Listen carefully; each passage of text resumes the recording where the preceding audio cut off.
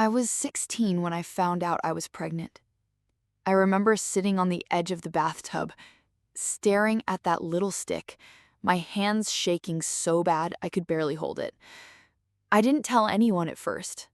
Not my mom, not my best friend, not even the boy who didn't want anything to do with me once I said the words out loud.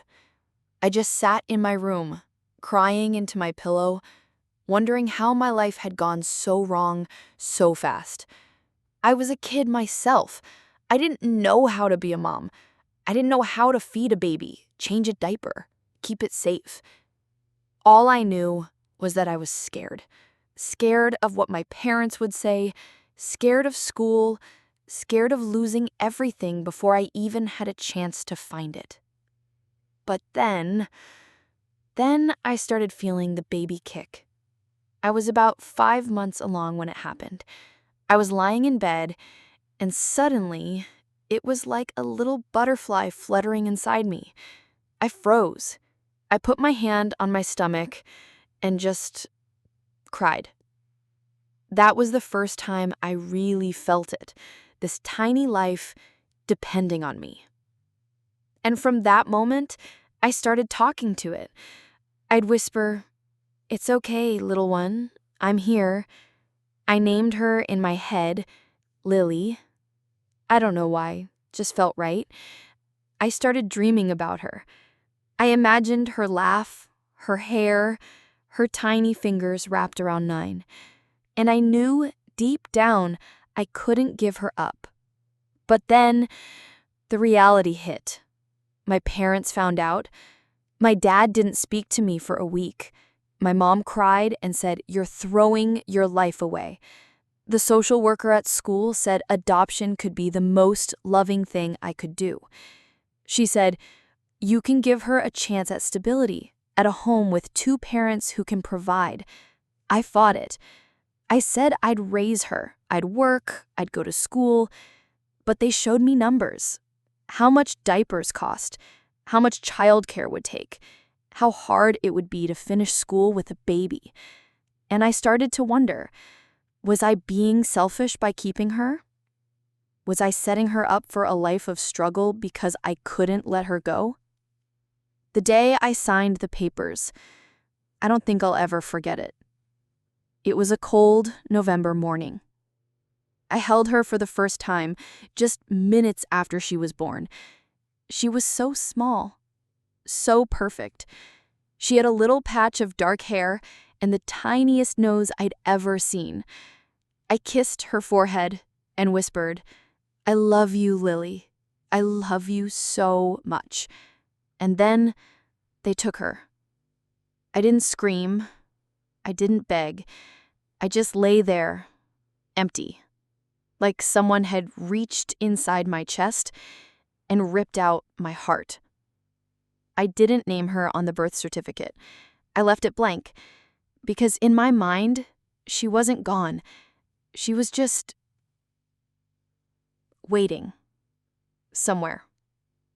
I tried to move on, got my GED, got a job at a diner, met someone years later, got married, had another son.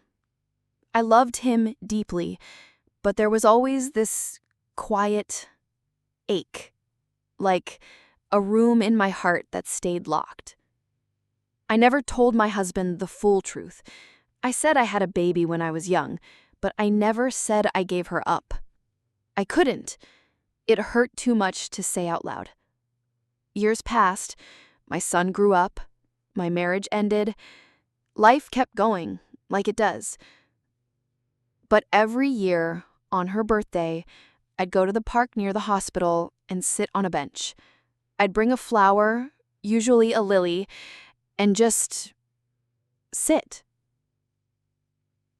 I'd watch kids play and wonder if she looked like me, if she liked music, if she ever thought about me. Then, 30 years after that cold November day, my phone rang. I didn't recognize the number.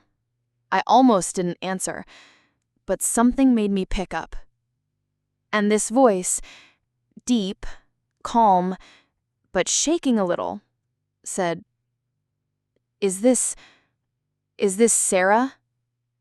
That was my name back then. I hadn't been called that in decades. I said yes, barely above a whisper. He said, "My name is Daniel. I was born at St. Mary's, November 14th, 30 years ago." My breath stopped. I dropped the phone. I had to pick it up off the floor. I said, You're my son?" He said, "I was adopted. My parents were wonderful. They told me the truth when I was 12. I've been looking for you for years." I couldn't speak. I just cried.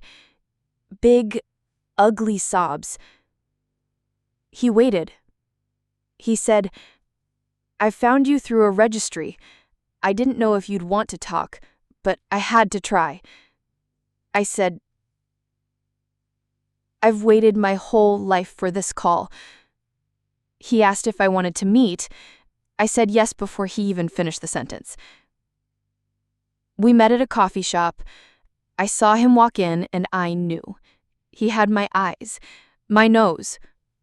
The way he tilted his head when he smiled, it was me. I stood up and he did too. We just stared at each other. Then he took a step forward and said, "Mom?" And I fell apart.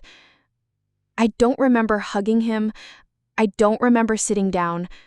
All I remember is hearing that word mom for the first time in 30 years, and it shattered me. In the best way. We talked for hours. He told me about his life, his job, his wife, his 2 kids. He showed me pictures. He said his parents never hid the truth, and he always knew he was adopted. But he said, "I always wondered about you. Not because they weren't enough, but because you gave me life, and I wanted to thank you." I told him everything. About being 16, about the fear, about holding him and letting go, about the flower on the bench every year. He listened. He didn't get angry. He just held my hand and said, "You did the hardest thing a person can do.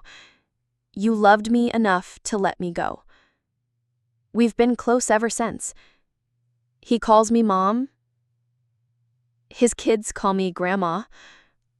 And sometimes, when we're sitting on the porch, watching the sunset, he'll say, "I'm glad I found you." And I'll say, "I'm glad you did too." But some nights, when I'm alone, I still cry. Not because I regret it. I don't. I made the best choice I could with what I had. But I cry for the years we lost. For the first steps I didn't see. The first words I didn't hear. The bedtime stories I didn't read. And I wonder, if I could go back, would I do it differently? I don't know. All I know is that he's here now, and he called me mom. And after 30 years of silence, that one word, it healed something in me I didn't even know was broken.